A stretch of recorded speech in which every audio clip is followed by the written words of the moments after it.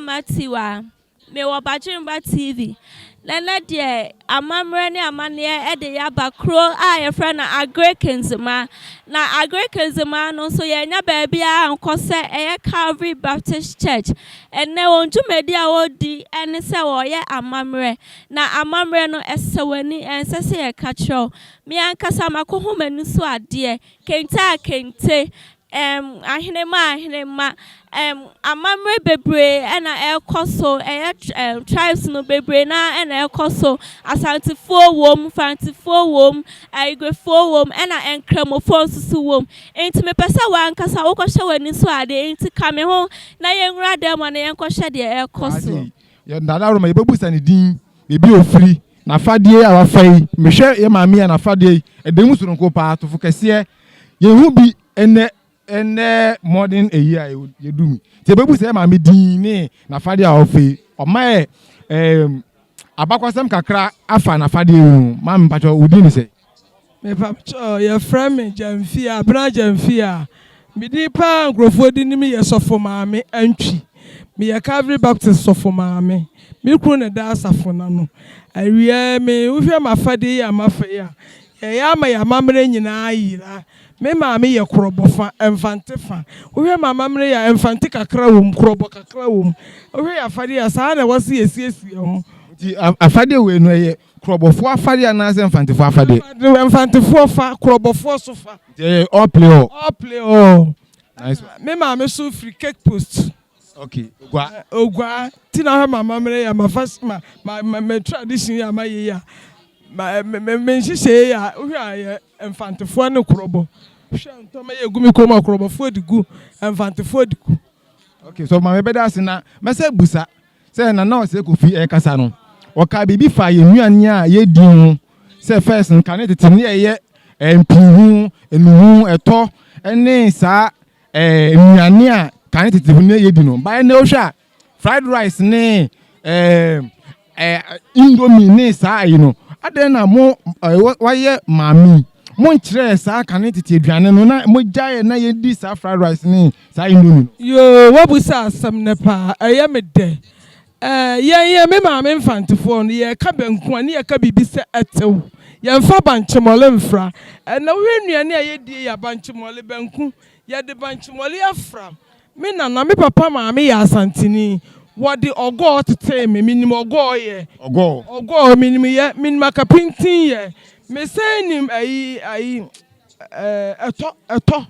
eto pa metimi afufuto ma kire me mani nyina say na de ye nya enuane mu different ogo akapintin ne sa ayi no me ma kire me masedi esie no no a preference minimum ye etomre bi a me ya preference ma me ma bi di mpoto oh e wo se ye kire ye masa anuane ni nyina sa anuane werum nyina ma kire me ma enti bi bako ba bi no okohunu bi anya na de foforo anya fried rice anya enuane bi se de wo ka indomie nom ane ade ye enti aduru bra wo se ye kire ye ma no ne ye ja take away mu aduane ni die no ebi ana me ba bi kwa aware no akowade krasini be ma o ma me enfa indomie antete no o ma me enfa fried rice antete no e wo so putom apesie no body apesie na de momoni twum na de nkontom na watwi nkontomre na de nwu ahwie nwu yaguso na de ko bi atoso mo na be piepie ma wo di ama no wo to no se wo kai ni nchi ana so de ma ya no yenimu ye e obobu se de na ama wo nyina aba ne sa because wo hwe enna fried rice u pe baby a u twemu baby a hu se fried rice esi wo but u twemu baby enu u twemu abosi ya ye nuhu ne eto esi wo mo se ye ton e de na ama na basa enanya suatra bebrebe na ne ye ne ene sami wo bi ba mi fie na me ye mpotopoto mani di obepre ne ba se eni o ebeyi aduane me ya kapinchi e oni evident o baka se ebeyi aduane ena akwadworo na akwadworo ka wo akwadworo no efiri ye maame mu ana se ye ne eyi ye maame no ene na amafo ya ba ye kira aduane ye amo ye no ne eyi kropot so am ye de ade na kata so kam enso ne ye se bibi de rice cook apotoyi wokura ne ye di chi ade no ene bi ni ho mo ye bibia brandam obi puton kontomire kura hwie nwogu so ye ne brandam na ma yale adoso ama yade ya doso nti sanke ye sako ye che kofa ye niema bebra ye ya enka ne yare bebre su betwa nti ye beda ase na on say o hwe Ghana ye bibire mu ase ya ya yese ye ya ye suatra wa ya maami a o ye obatampa yi efutuo bɛyi ɛna ado bɛma ye ni nnuan kumu a ɛte sɛ me no ma ye ni ye ba ye nyini no afutu a me de bɛma sɛ enka me mfa ma ye manketoa no me de ma ba tan bia me de ma me ba keto ewani adaje enti maami e wo jade ɛna o ka jade akrobo wa onim jade wo se kitchen ɛna me ka kyerɛ maami bia obehwɛ sa TV sɛ me sra no on certain kyerɛ ne ba ejade adoyo aduane aye no ani jade first pane nananum de kukuyo anu aduane ma yedi enso na wo hunu ni nyina bi wo ya brabom enti ye maame nom na me ka kyerɛ ye sɛ ye hyasie ntwe enkete ye manom ewo jade tete aduane no na wo sa tete wo ba bi na da chiboko hie kurase ni bi a na ni anya ne ya yo maame ye beda wase ye sa openyu ni mpinhu a musimundi eno de enye aduane enye moduane no aduane ne de tete ye nim sɛ tetefo aduane enti no mo de ma ye nie no wonim say nuhu ne tete aduane nti na de ma wondi me pese me hu edie ntiri a ye de mama mundi a yisa fried rice na mudi eno no ya fan tete ye enti no mo de ma ye nie no ya fan tete mo enti say na okofie na maame aye nuhu ana mpinhu esi wa obedi ana wondi uhudi pese aduane ye ntire di minimu di enti no ebe ye den se mahudi wondi bi da mindi bi da yo ye beda asi wadaro ma wodi ndi say Atomni di Esther I didn't know ma munu hu amundi anu di yes ye wo ye mindi bi krada o de ma me ka mindi o ma minye bi ma wu di da na say waye ba mindi edi na ye ma wu eno mindi bi da de ma ma fried rice da obi o ende medi edi na ma fried rice da obi o eno say eno de me sa say de mindi bi ebi say ye ma kwan krambo na ye to fried rice ma ye di udi ampese ofi ampese midi udi body ampese ofi body e me mpam udi bayira ampese midi bai udi bayira ampese ni kontomre midi na ade na nuhu de wundi nuhu de o le ma me kram me fiawa mate ye beda asi eni say nuhu ma be fiaba o jani o midi bi da de midi bi kama no na fried rice e wo abawi ase na odi fried rice oh and there we bound say ye ma kwan ne ye totobi ma ye de a ehun say de da cream ne ma na egusu no ha ena ye de eno nso na ma yale adoso e wo Ghana ende wo mu sa ba enye everyday bia ne ye di on say our day ne ye tama ye ne akodi mate ye beda ase open indomie a obenye bi but say eto nuhu ni sa de no enye common wo say obe onam abonta obehye bi sa edi enti na abanisa de enti amana basa ne se enne no abayibo adoso abayibo aduane bo mu aduane enti obi wo ho no foto awa wonten se wo ton a osuro wo enti on ton wo edi enti na osuro beyi ni enti a beyi udi kanetete aduane na but no kanetete no na nipa suro nyame wo mu suro abosom tinu om de sa akwa no so suro nyame onim so ofom ne nua si pebeche no enti ohwe ne ho so ye se si pebeche no peni ni de wa roma sa bre no ofom bosom a na bosom no chi wa wonya bayifo na so wato bosom no mra okay ani ni sipe no oto bosom no mra sipe na achi wo nti de no bo wo mo ho ban se de be ya won fom bosom mesi penchi no eni nti no ohwe ne ho so yie enti wo ba na wo de odin se atumu adi bi on se ne nua no wo ye ne bone asi pebechew okay na so afan se nyame wo fa ne bo a won twene ntem nti wo de wo se eduane ni de eye maami penyufo mo te se mo wo fie no na ye o ma se de se o mo kire ebabunu no eduane ni di na ye nkire ye ma no sa nuane ne noa uche ni dinu na uche noa sira ma ya na aduane no noa abaye bi ho ko onim to fufu okay abaye bi ho onim no ho ye uka prapransa onim ye ente wo se ye che wo mo tena se ne ye kire wo nom se de esi ya prapransa se de esi ye no hu na mo no so wo fie watemi aye bi occasion day bi amani kunu nti ne kunu de no no odie no se ne eti bi ankwara no so kon bedo am aka bi ahwe yo mam ye bede wase me so me ba waka kire no wa kire me eduane no eye ni di mate Oba metro prekasa nkwan said ye see ye no. Prekasa nkwan. Prekasa nkwan. Ah now de da when nyina aka ho. Said ye be ya wo yire be gya magia wo de to aduane mu ne ye. Na mo anya nkwa atemi atena se ache. Mate pia ye be da ase. Bo me nso me da mo ase pa. Eja be se busa o. Se okasafo no e kasa na ye na o se kofi sabme akrofo mu hene. Otumfo brempo hene. Okasa na oka bibi fa ye nuane ayedi ho. Se o se e kan tete no na ye hwe ye nuane yedi ati se eto apaprensa mihu ena o hwe Ghana anase bi bromu a ye just nuane nyina to ma okofa fried rice ne sa nuane indomie no but o ye ejai edie futu sembe na obeka kire o na o hwe se na be ya ye nuane ye first ne ye no ye best akokofa ababim yo opani me da se ya hwe kane na ye wo aduane bi ti se nuhu apiapiansa enkwai akatoa enkwai betene se hwe ani nyina eni hodo emema na bakọ homa ne de but ema na wo fi a omo opietie ena na susu ene nkod ene technology nimdie odie mu nyansape mu nim aba ama onu na abeha amamle pa ya fen boni fen technology ena technology ntino ene ya amamle ni nyina so akata esan se ene so obi ko school a ohun ni se amamle ehun ehia sabame hu hia school no na okoye no ya amamle school no okoye na amamle na ono mpo na kasa ya amamle better say school na okoye ni ntino okosua akwasi broni ehun nimde enti woni ene ade ye de na eye no ye fa ne se enye ene ye de broni die no aba abehemu enti ama ye nua nipa ene se aba wa e wo be 30 years 40 years ubusa ne se ye nkra wiawian kwaya onimu ye ubusa na kwatoa nkwaya onimu ye even bedru eye ko nsusu ampo no onimu adekoro ni nyina ne ye niema emmoa ema asante amamle no entimi enko anim ti sabie no ebra so se yesako echi ne kofa sa niema no eba o se yesako echi kofa niema ma ne opanyi wadaro mani de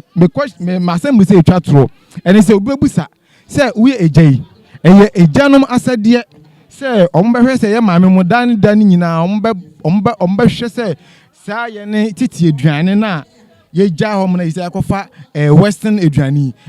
ejanom asade se temia ombe prompte ye maame mo amomasa ko ye eduane na ma ye ofiefi wana ene ka saika enke no kule na susu no obi aso wonu fa ahundie aha wo de hwe na ye hwe ye ma ya wo mu empanifo se aduane a wa ameto no ona na sa o maame buchi a achie no eye chiwade esan se ye ma no ya o ma ameto sa aduane ntino ne sa wo ye sa aduane ma wo mu a o mu say bibi wo ma na say superstitious beliefs bi ehema na because wo hwe ma eno so ne ya mamre ye duane ene say ne ya asantefo ewo emile bi afa ne sase se eye eye tuntum de yankwa na ne tuntum de pa ye sase yankwai ene se so ye sase yankwa ma wo ba no woni kontom ne yankwa wo ye ma wo ba no woni but ene ebia so ye esan se ya amfa antete wo mo wo ahyase ye no etise no so ka se wo force wo mo de ama wo mo a edin pa but ebia so ye sa ku echi nkakra na da ku bi wo ho no ma ne aye bi aflam da ku bi wo ho ne aye bi aflam da ene se so wo no emumpo wo fi a obabeka so woni mu ebe si ma mienu mi ense chose be di fried rice just so so koto another fried rice ni nyina no eye eniema aye ya amfa antete wo mu efi ahyase ye no enti se na bia so ye sa ko etete wo mu kakran ta ku bi wo ha eni sa ka to ankwa impo ani aye baako oho abrabun bi ani aye baako isase ankwa ya meka ho asem ni aye baako ene se ni wa emme bi afa mpempena enkankom eni mamo akwa ba wo nyansapo kase fidei so yenye enu Bible a yebebusa ni din ni bebi a ofiri ni nafade ehye ni din ne bebi a odi free ba pacho nya ba ye fro se pacho me de kan fa chowusu pacho wafade ya ehye wi pacho krobe so fo afade na wafai pacho we ya asante afade mo na ene ko se ye hwe sorry Calvary Baptist Church a ene ko se mu dis wo mo ma ye ne ebibrem Africa yamane ne yamamre mbacho wetima ka bibi kakra fa afade hu ni program a ekoso me pa cho me dance bebre ye hwe saa adwumade ye di nne ya ye mfe ye ndese ye nkyinima no omudi saa adwumade we ato ho ama ye nne ebe ma ye nsoso ya fa so na ye soso ye dia kire ye soso ye nkyinima ene ye nananom a omonsoso eba ye fe hwa me no ye efe so eni nsoso ama ye hunu se ama obi ehunu na mamre ama obi ehunu na mamre te efe ewe na mesa busa o se okasa fo ne kasa na na o se kofi kasa no okan bibi se ye hwe ye nuane a ye di kan ne tete no ye hwe ye bo akaw ye eto ye nu ba do hwe enemre mu a ya sisa no de aye fried rice ne sa chicken ni sa no ifuto bay ni ensembe na obeka kire na o ma hwe enam ye tete nuane a first na ye di no no kwasam pass asema o kan no kre metu me ka me mfie kire wa obaka sa bia ago na medi na so asense minni sa nuane no ntino uhumi se me ya akwala na so me mfie ekwa anim kakra because me ya maduane a se ye me potahwie guso me ntan chichichichi anuane no enni because we chi aduane na we yi aduane na hoodin afiri aduane no mu but we potahwie guso a ahoodin de so agina aduane na ankasa mu yo ye beda ase wadaro ma obobo din a kire ni bebi a bele ba me ya adutwu ha ma me ya adutwu ha ene de me show dancing kire ya ne don sa akra abi o na wafade ye friend say ifiri probeso me fi santemem afade no me nana no afade ambeto ye no ka ne tete ho no wo ye bra ye chima wa ne aka bidie ne ahoro wadim ne de osi abontene ne obi a behwe enti ka ne tete no wo ye bra na wo fa afade bi se ana wo ye bra ne fa afade wo nya bra wo mfa bi so wo aye bra na afa bi ko pem se wo be ko nyini fie so awo okay na already obebusa se won se okasa fo ne kasa no oka bibi se ye duane a ye di ka ne tete no ne ye enuhu empihon me se ye ja to on ma wo fa fried rice dey nti na wo fi se aban se so aja ye na makwa abrofum ka ne so ne wo ye nana no aduem so on fa de makwa abrofum dey nti na me akwa abrofum se na mukasa no ya da no mi se na kasa mente obi ka so mente maso me nti already efuto be na de be ma ye ni ahwefo omo ye bibie mu aduane no omo mpe because obu oma no enu a obeka so undi aprepense obeka so efuto be yesi enimu di enu yenimu edi nti obi ohwe edi nti na aban sa me dia menim se ye ne me ye penso me so beto be penso me na nan beto ye penso ba so le do hwe ma fried rice obeto ye de ma wo nim di na ne kora minti bi sa eno so no nuhu ni bihu ni wadi ni kan tete ya besi ma wo nya wanyira du sa enfie so ada na won show mo futu obi ma mo so ye ni mi se se mi gina hoyi busumi wo ye wo mu so a na busumi e be so bi na mo mfie aduokron fried rice ni tony ye ni de ye be to ye to enuhu apesie fufuo aprapransa kwa tete wo kwadu bi ni afra na sante kwadu ni ano ni aputo nsoso aka ho ni ya di ama ho na wadi na so sa adua na wo de ma akora woni po e ka se video so pacho wudin ni ahini a bebi a wudin frame na na say kufi sabia ku from hene na be da se pacho na no bebu sa o ka se emu no na o ka se enne na mafro ya to ye duane se nuhu empihu ama ye ja to mama yisi akokofa fried rice nana wada rumo oyo hini ye bebusa se edie ntina ama enne mremu ye ja sa ye kan tete aduane no a ekofa sa fried rice ni sa indomie ni sa anuane akeka kan ho no edi kan ne megidi se enne na mafo no eni nje ye aduane a nananom edi ma di nyame di ma ye no ye aduane a erade di ma ye no enchechira prapransa ene de keka ho no ye ni enye ho ni sentina ma yenye ade a wo ho kra ya reho ni se sɛ obi mpo ne bɛyɛ bi na ɔtɔn a na nipa ebu sɛ deɛ ɔtɔn no aduane yɛ abayifo aduane ɛnyɛ aduane ɛma ahoɔdene a nyame de ama yɛn ɛwɔ sɛ no na yɛdi sɛ bibifoɔ akamfoɔ yɛdi man ahoɔden no yɛato ahwene obi di ɛsɛ bayifo aduane mpɛn dodoɔ na abɛnu sɛ obi tɔn adibi anaasɛ kyekyere me na nkurɔfoɔ mmeranteɛ ne ma bɛyɛ ayerɛ ho tɔ ɛyɛ nkɔkorafoɔ ne mmere wɔyɛ na ɛtotɔ bi die ba ɛno nso na ahoɔden wɔ mu ɛna na yɛde indomie nom ɛne spaghetti hwan ɛno nso yɛ yareɛ nko a ɛnyɛ deɛ nyankopɔn de maa yɛn no ɛna ama na basa yɛne nye ho enti ama ɛyɛ adeɛ a yɛne gye ho ɛna ne yɛ no ɛka wo mu a ne bɔ ɔde ne koraa ka nkurɔfoɔ bɛyerɛ ho ayɛ ne atɔn amafoɔ ne nye ho na ne bɛda na yɛasɛm sɛ ɛtwa to ɛne sɛ nana wada rumu wosusu sɛ ɛdeɛ ne yɛyɛ a anaasɛ mmerɛ bi wɔ ma a yɛbɛtumi ahyɛ ama yɛka ne tete aduane no a yɛgyaeɛ wɔ mu no yɛbɛtumi ata akɔfa aba biom anaa aduane deɛ deɛ nhyɛ mmara wo ho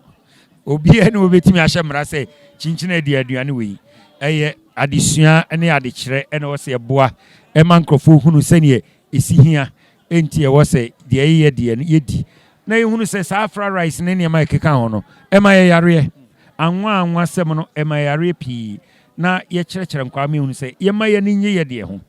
wonim nansa yi meba baako ɔkɔ school ɔbaa n'ani agye nyinaa ne sɛ ɔbaa dada ɛnɛ school yɛdi nkonkonte wɔ hurihuri ɛnso ebi a wode ma no fie a ofi sɛ aduane bɛn ni ɔkɔ school a teacherfoɔ no ka sɛ wɔn mu nie no deɛ n'ani agye wɔdi nkonkonte ne nkuruma kwan kama na n'ani agye enti wɔ sɛ yɛhyɛ nkurɔfoɔ nkuran sɛ ɛno na ɛyɛ ma yɛn memetiwe yi aborɔfo duane nsɛnsɛm no mempɛ wo